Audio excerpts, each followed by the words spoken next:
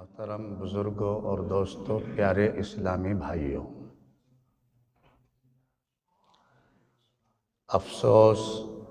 اور بہت ہی افسوس، آج ہم مسلمانوں کا معاشرہ اتنا بگڑتا چلا جا رہا ہے،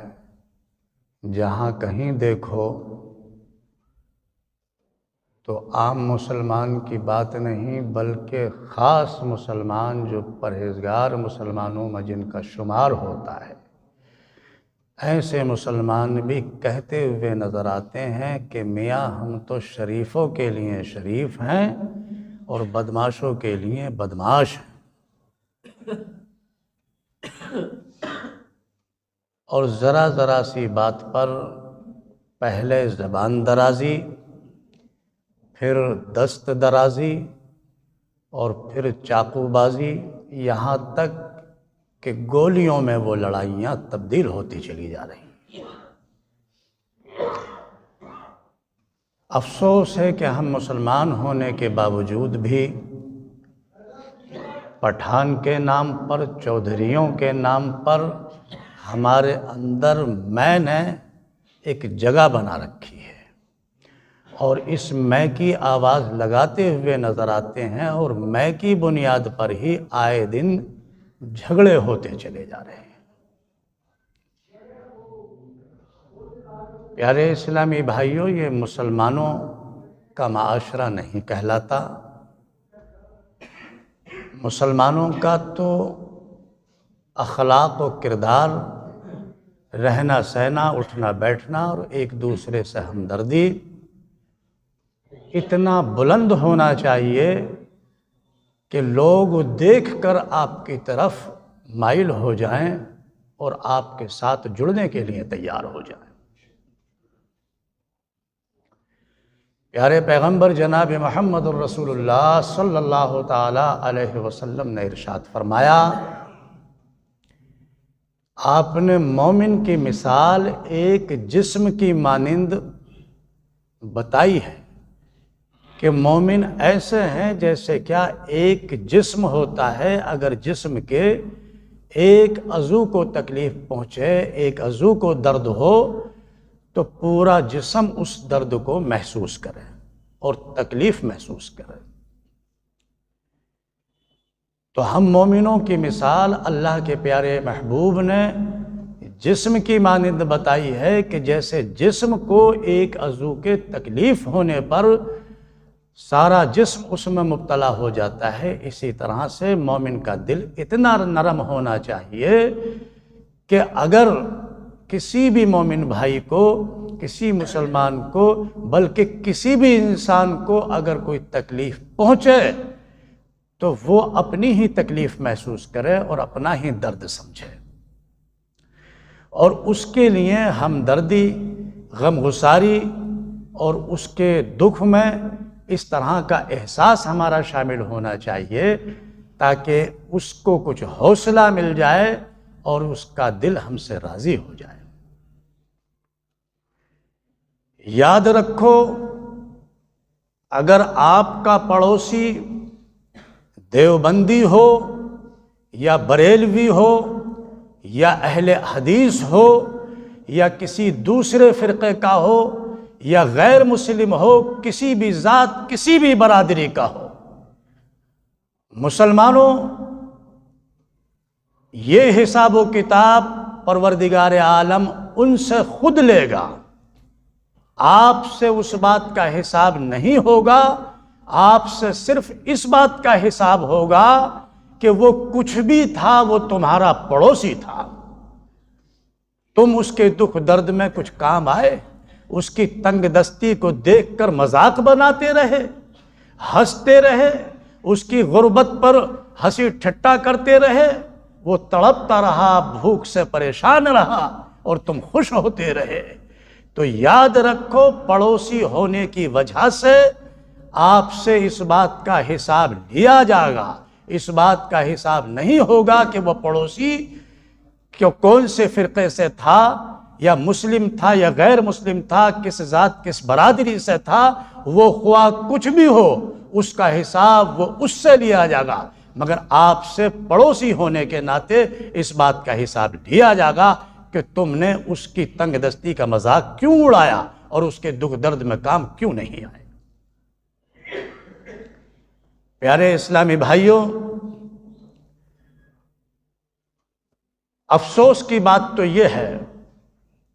اکثر میں اپنی تقریروں میں کبھی کبھی کہا کرتا ہوں،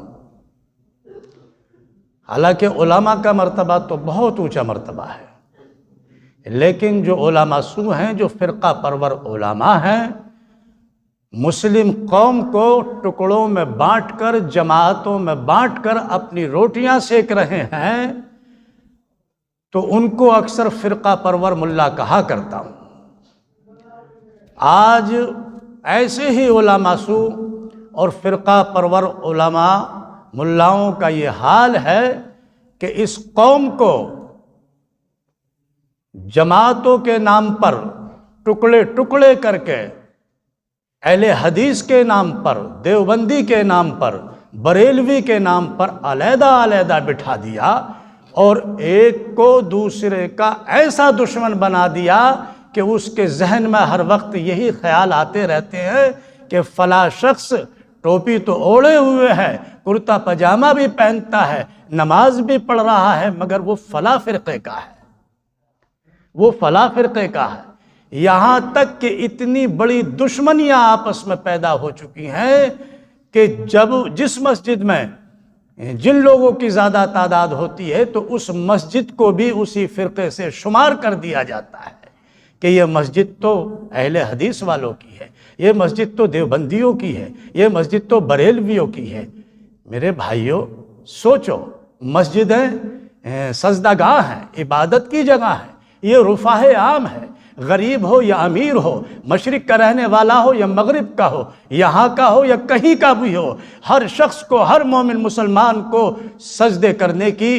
عام اجازت ہے، جس کی مرضی چاہے وہ عبادت کر سکتا ہے۔ ان مسجدوں کو بھی فرقوں میں بانٹ لیا ہے، تو یہ سب کچھ ہمارے فرقہ پرور ملاؤں نے مسلم قوم کے ساتھ یہ ظلم کیا ہے کہ انہیں فرقوں میں بانٹ کر علیحدہ علیحدہ بٹھا دیا ہے۔ اور مزے کی بات یہ ہے کہ وہی فرقہ پرور ملا مسجدوں کے ممبروں پر بیٹھ کر دعا کرتے ہوئے نظر آتے ہیں کہ اے اللہ، ہم مسلمانوں کو ایک بنا دے، ہم مسلمانوں کو نیک بنا دے، ہمیں ایک قوم بنا دے۔ ذرا سوچو، اصولوں کو تم نے توڑا اور اللہ تعالیٰ کی طرف یہ معاملہ کر رہے ہو کہ اللہ تعالیٰ نے تمہیں ٹکڑے تھوڑے کیا ہے۔ اللہ تعالیٰ کا تو حکم یہ ہے کہ تم آپس میں ایک اور نیک بن کر رہو، یعنی اپنی روٹیاں سیک رہے ہو مسلمانوں کے ٹکڑے ٹکڑے فرقے بنانے کے بعد میں، اور دکھاوا یہ کرتے ہو کہ مسلم قوم کے کتنے فکر مند ہو، دعائیں ایسی کہ رو رو کر دعائیں کرتے ہوئے نظر آتے ہو کہ مسلمانوں کو ایک کر دے۔ میرے بھائیوں، اصولوں کو سمجھنا ہوگا۔ اللہ تعالیٰ کی مدد ہوتی ہے مگر اصولوں کے ساتھ ہوتی ہے۔ جب آپ اصول بنائیں گے تو اللہ تعالیٰ کی مدد آپ کو نصیب ہوگی۔ تو میرے بھائیوں، ایسے کسی بھی شخص کی خواہ دیکھنے میں فرشتہ ہی کیوں نہ نظر آئے، جو توڑ کی بات کرے ہرگز اس کو مت مانو، اور جو جوڑنے کی بات کرے، اچھائی کی بات کرے، اس کی بات کو آپ قبول کریں۔ اللہ ایک ہے، رسول ایک ہے، قرآن ہمارا ایک ہے، تو ہم مسلمانوں کو ایک ہی ہونا چاہیے۔ انما یامر مساجد اللہ من آمن باللہ والیوم الآخر۔ پیارے پیغمبر جناب محمد الرسول اللہ صلی اللہ تعالی علیہ وسلم نے ارشاد فرمایا کہ لوگوں، اس شخص کی ایمان کی گواہی دو جو مسجدوں کی فکر رکھتے ہیں، مسجدوں کو آباد کرتے ہیں اور مسجدوں کی خبرگیری رکھتے ہیں، تو ایسے شخص کی ایمان کی گواہی دو۔ اور قرآن پاک میں اللہ تعالیٰ نے فرمایا ہے انما یعمر مساجد اللہ من آمن باللہ والیوم الآخر، یعنی وہ لوگ جو اللہ کی مسجدوں کو آباد رکھتے ہیں، اور ان لوگوں کا ایمان اللہ پر اور آخرت پر ہے، وہ ایمان والے ہیں۔ ہرگز ہرگز ایسے لوگوں سے بدگمان مت ہو جو اللہ کی مسجدوں کو آباد کرتے ہیں، ان کے معاملات جو ہوں سو ہوں، اللہ ان سے حساب لے گا، لیکن آپ ہرگز ہرگز ایسے لوگوں سے بدگمان مت ہو، بلکہ قرآن پر اللہ کے اس حکم پر عمل کرو جو اللہ نے حکم فرمایا ہے کہ جو لوگ اللہ کی مسجدوں کو آباد کرتے ہیں اور اللہ اور اس آخرت پر ایمان رکھتے ہیں وہ ایمان والے ہیں۔ وآخر دعوانا الحمدللہ رب العالمین۔